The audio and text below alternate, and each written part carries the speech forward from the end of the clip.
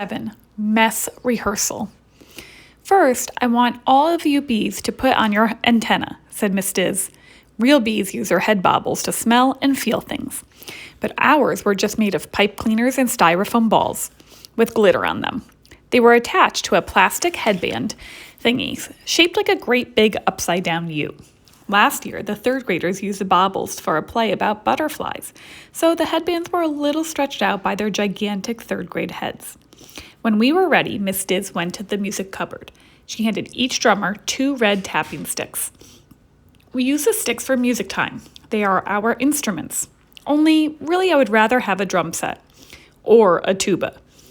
I know how much fun the sticks are, children, said Miss Diz, but as you may recall, some of you got a little carried away yesterday. I think maybe she was looking at me. But I wasn't the only one who got in stick trouble. Gus was the only one who started the pretend sword fight. I was not guilty. Mostly. Our rhythm section sits in the chairs, said Miss Diz, nice and still. That was me, and Gus, and Dewan and Maria and Coco. All the other bees sit in the back row, said Miss Diz, standing up nice and tall. We got into our places, bees and bee drummers, baubles and sticks. We were ready for action. Okay, let's sing nice and clear, said Miss Diz, and no poking with the sticks. How about swords? Dewan asked. No swords, said Miss Diz. How about death rays? Gus asked. No death rays, said Miss Diz. When I count to 3, start singing. Here's how our bee song goes. Buzzy bees, fuzzy bees, look at us fly. Bees are the best bugs. You want to know why? We make our own honey and soar in the sky. Can you do what we do? We dare you to try. Great job, said Miss Diz when we were done. Roscoe, you sound especially wonderful.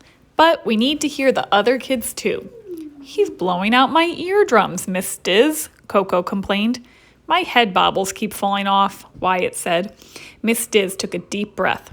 I know the antenna don't fit very well, children. Just do the best you can. Let's try the song one more time. This time, let me hear those sticks pounding out the rhythm. We sang again. I was not so loud this time. But if you ask me, they were missing out. Better, said Miss Diz when we were done. My baubles keep falling in my eyes, Hassan said. Oh dear, said Miss Diz. Maybe we should just forget about the antenna. But we have to have baubles, Coco cried. Otherwise, how will our parents know we're bees? You make a good point, Coco. Hassan, bring me your antenna, said Miss Diz. Maybe I can tighten them up a little.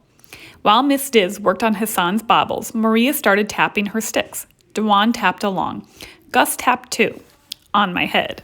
Children, said Miss Diz. She was still trying to fix Hassan's baubles. No tapping, please. We sat and waited. While we sat there, I came up with a new invention. I put the rhythm sticks in my mouth. I made them point straight down. Ta-da! Walrus teeth. I think when I grow up, I may be a famous inventor. Or else an ice cream truck driver. Dewan and Gus laughed at my walrus teeth. Maria put her sticks on her head. She looked just like an alien. Even more people laughed. Gus put his sticks up his nose. He just looked gross. Pretty soon we were all tapping and laughing and being walruses and aliens. Except Gus. He just kept the sticks in his nose. Children, said Miss Diz loudly. But we couldn't hear her very well. What with all the tapping and laughing. Gus held up one of his nose sticks. I challenge you to a duel, he cried. Yuck, said Coco. I jumped up on my chair. So did Gus. You can't sword fight sitting down. We sort of forgot about the no sword fighting rule.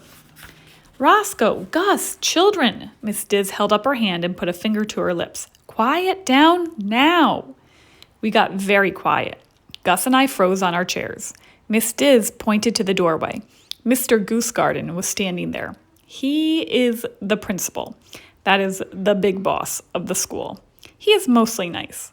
Unless you've been making bad choices. And then you have to sit in his office and think about your behavior. When that happens, Mr. Goosegarden wears his I mean business face. And right now, Mr. Goosegarden had on his I really mean business face.